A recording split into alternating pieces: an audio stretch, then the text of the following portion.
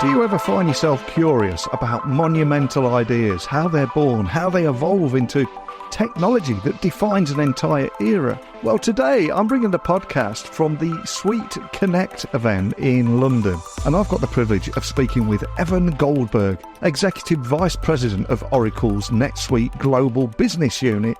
And Evan is not just a tech leader. He's a pioneer who co-founded the world's first cloud computing company. Yes, of course, I'm talking about NetSuite. From the inception of cloud computing to driving innovation through AI, I want to learn more about Evan's journey and ask him to offer some invaluable insights into how he has navigated the evolving tech landscape, everything that he's seen throughout his career, the parallels that he's seen, and how these insights can help business leaders today moving forward, especially as the pace of technological change continues to race ahead at breakneck speed. So buckle up and hold on tight as I beam your ears all the way to London, where you can join me and Evan Goldberg live from the SuiteConnect event here in London. So we're speaking at SuiteConnect in London today. For everyone listening, how would you describe these regional events, or what excites you about getting out there and connecting with people beyond the keyboard? Well, the most exciting thing is we bring customers together with partners and employees, and get to share best practices and learn from each other. And we learn a lot from our customers, and hopefully our customers learn a little bit from us too. And from everything I've seen today, everything's very forward-looking. We talk about AI, of course, and so many exciting things. But I want to take you back in time for a moment, because I think it was 25 years ago that you founded the world's first cloud software company, NetSuite, after a 5-minute phone call with Oracle founder Larry Ellison, where you discussed the idea of selling and running business software over the internet. And when I read that before I came here, it feels like one of those iconic stories. So would you mind sharing that origin story and maybe your memories of that magical moment in that golden era? Yeah, well, I mean, you did basically hit on it. I had run another software company that didn't work out. I sort of call it my mandatory Silicon Valley failure. But Larry helped me out a little bit on that one. But the kind of, you always want to snatch a little victory out of the jaws of defeat. And so the only thing you can do when these kinds of things happen is try to learn from it. And one of the things that I learned is that the tools for running small companies and growing small companies and trying to make them into big companies were woefully lacking. And so I was really inspired to create a next generation of software tools for businesses to help them grow.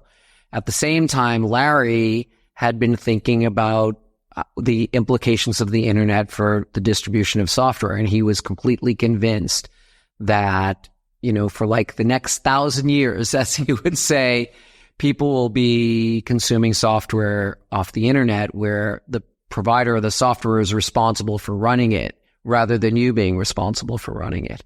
And so it was really literally a 5-minute conversation that we sort of mashed up those two ideas and came up with NetSuite, which even the name kind of tells you that it's the net plus the suite.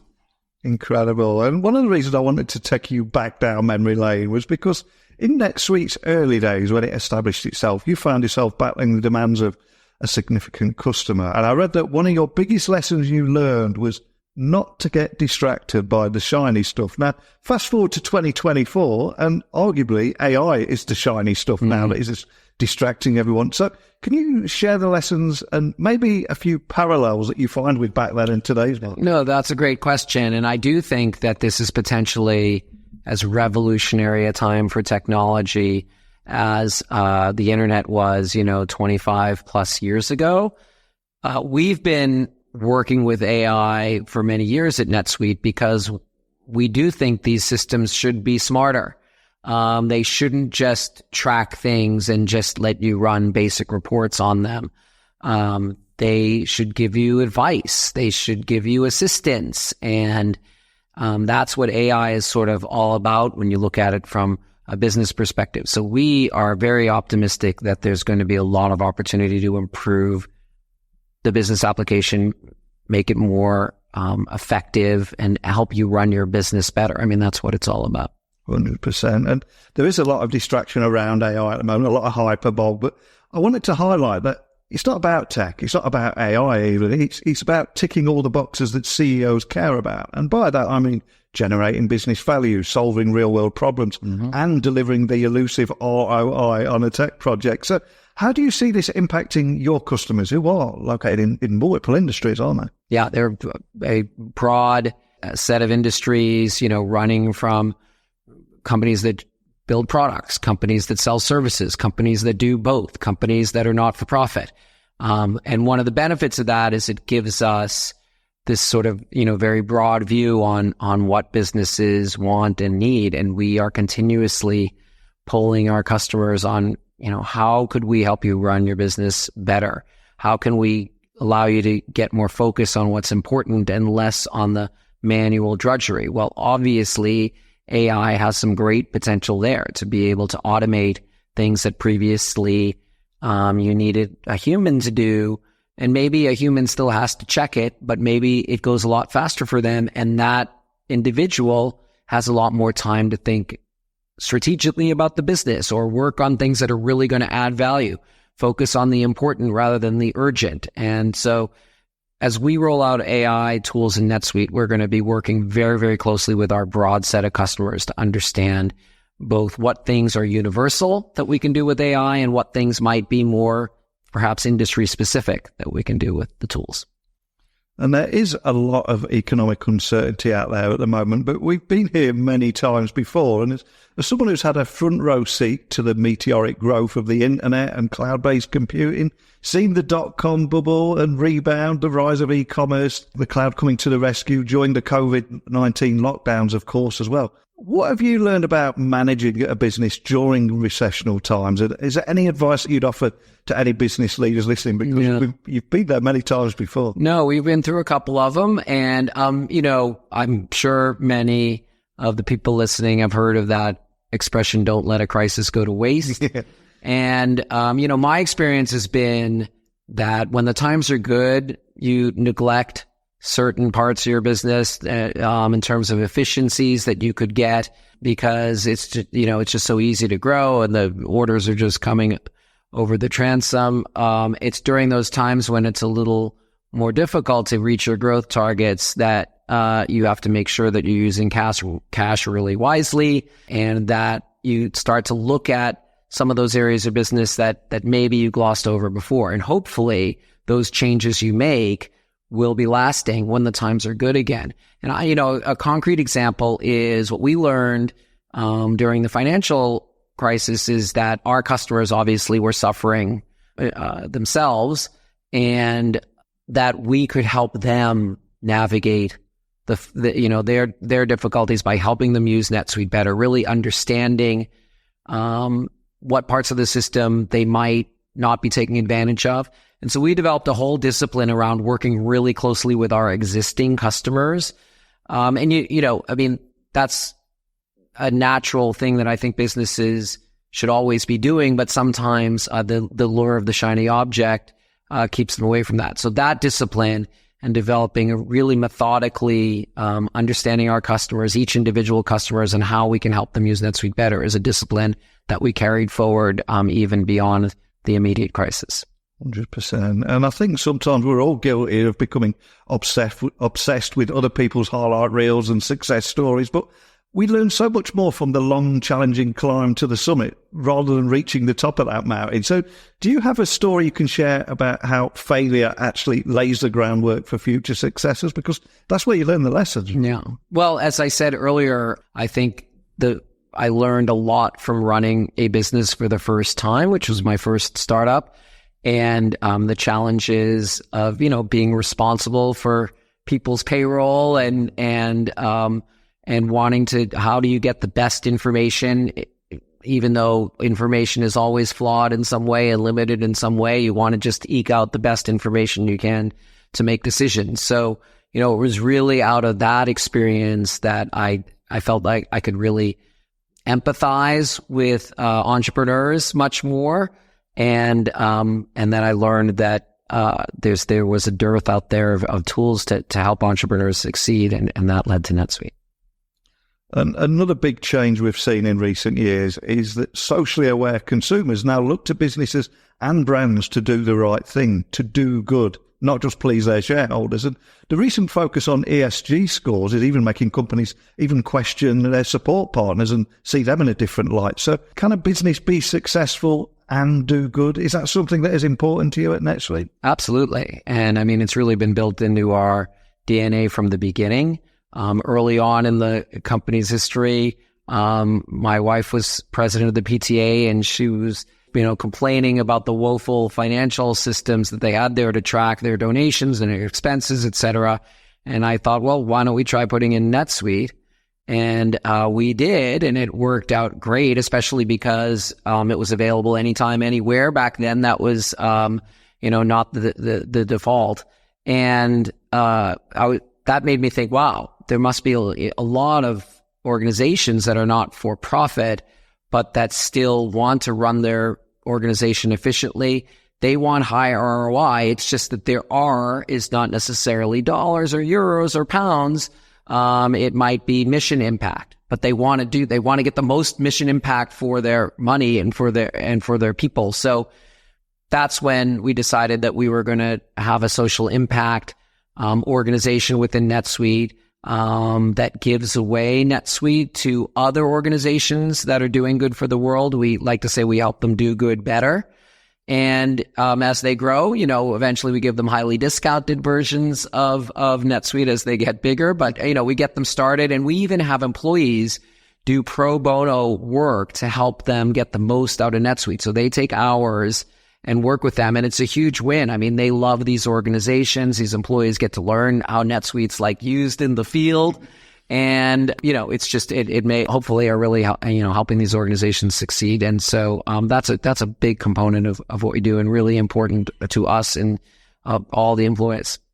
And if we just go back to AI and the event here where we're talking today, Oracle Corporation recently shared its plans to bolster its NetSuite software by bringing AI to life with text enhance. For anyone that missed that announcement, can you just talk a little bit about it and what embracing AI everywhere essentially means for the evolution at NetSuite? Yeah, and I mean, text enhance is only the first of many, many AI capabilities that are going to be surfaced throughout the NetSuite application. That's what AI everywhere means. And it's not a separate add-on to NetSuite. We're not going to have the unintelligent version of NetSuite. It's just table stakes for these applications in the future, I believe. I mean, I think, as I said, there's so much promise for AI for improving businesses' operations. And so this first capability, text enhance, is pretty simple. People do write a lot of text when they use NetSuite for all different kinds of things. Finance has to write emails when they see anomalies, and salespeople obviously are communicating with customers as our customer support people, and you have a website that you want to put descriptions of your products on. So there's lots and lots of text that's being written, and the text usually incorporates information from the associated business information that you're working with. So if you're working with putting a product on the web and writing a description, you want the information that's right there in the product record about that product, and you shouldn't have to copy that in and then massage it.